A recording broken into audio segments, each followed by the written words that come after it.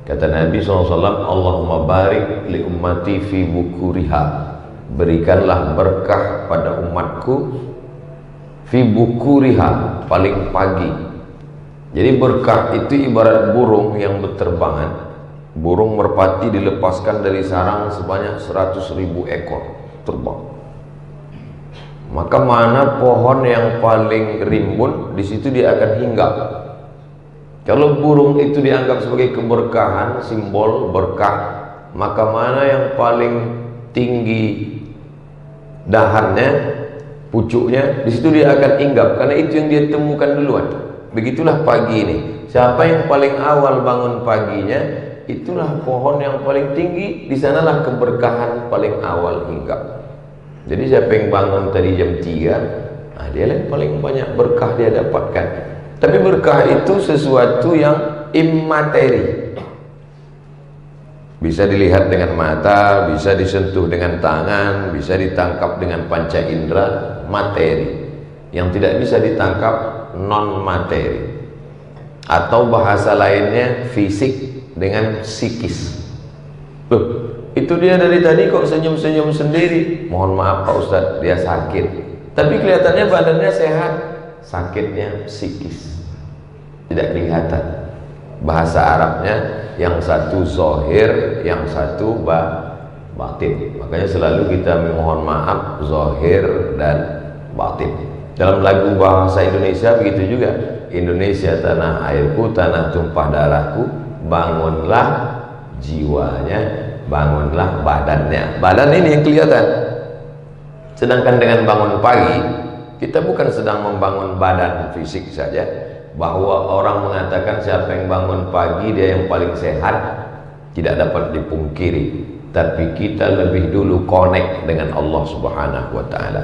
Jiwa kita, batin kita sudah menjalin hubungan dulu dengan Allah. Terbuka pintu mata, maka yang pertama dia sebut adalah nama Allah.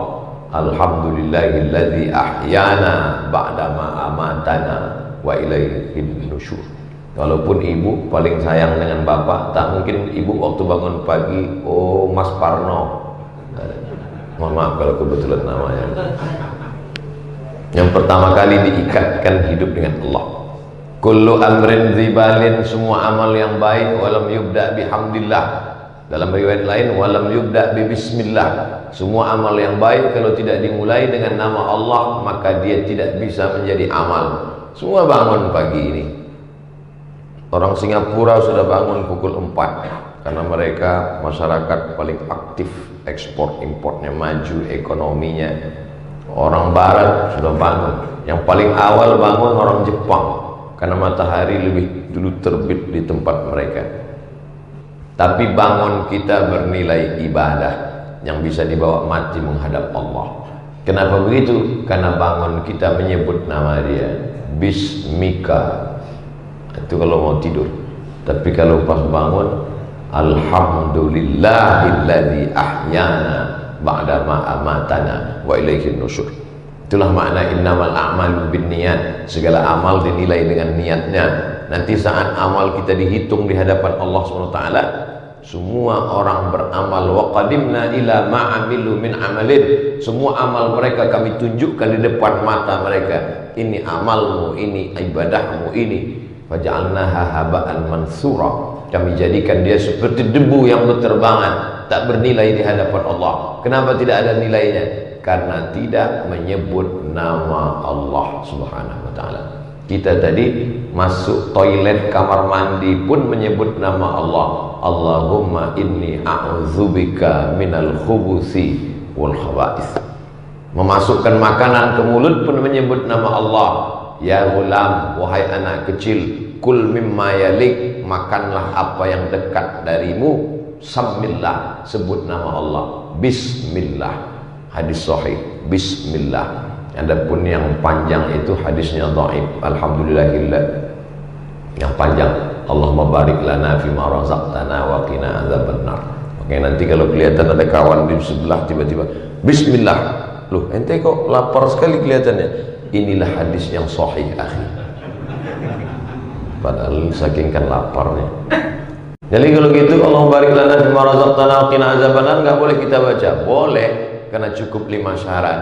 Bukan dalam masalah akidah, bukan dalam masalah halal haram, tidak ada periwayatnya yang kadzab pendusta, dia masih bernaung di bawah hadis sahih. Dan untuk fadhail a'mal tidak perlu kita permasalahkan antara bismillah dengan Allahumma barik lana. Karena kalau kita kelahi antara yang baca bismillah dengan yang Allahumma barik lana, yang ketawa yang nggak baca doa. Inti dari doa-doa itu sebenarnya supaya kita ingat kepada Allah Subhanahu wa taala. Keluar dari masjid, keluar kaki kiri. Allahumma inni as'aluka min fadlik. Pakai sendal kaki kanan. Simple. Seringkali kita keluar kaki kiri, langsung sendal kaki kiri. Yang sendalnya nggak hilang. Tapi sebenarnya apa maksudnya? Keluar kaki kiri, pakai sendal kaki kanan, supaya kita mengingat semua perbuatan kita. Berapa banyak kita berbuat tapi kita tidak ingat perbuatan kita. Makanya Imam Ibrahim bin Adham, dia melangkahkan kakinya 1, langkah 2, pas langkah 3 mundur lagi dia ke belakang. Kawannya di sebelah nanya, ngapain langkah 1, 2 langkah, 2 langkah, 3 mundur lagi?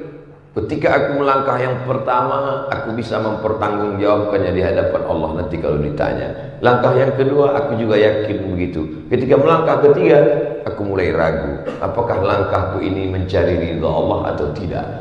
Maka semua nanti akan dihitung di hadapan Allah, mana amal yang kita ingat, mana yang tidak ingat. Berapa banyak orang hafal doa makan, hafal doa pakai baju, hafal doa masuk WC, hafal doa sebelum tidur, hafal doa bangun tidur, hafal, tapi tidak dibaca ketika beraktivitas. Ada sesuatu yang salah dengan memori kita. Oleh sebab itu, fungsi doa-doa adalah zikir, mengingat, sehingga setiap gerak langkah mengingat Allah Subhanahu wa taala, maka dia menjadi ibadah di hadapan Allah Subhanahu wa taala.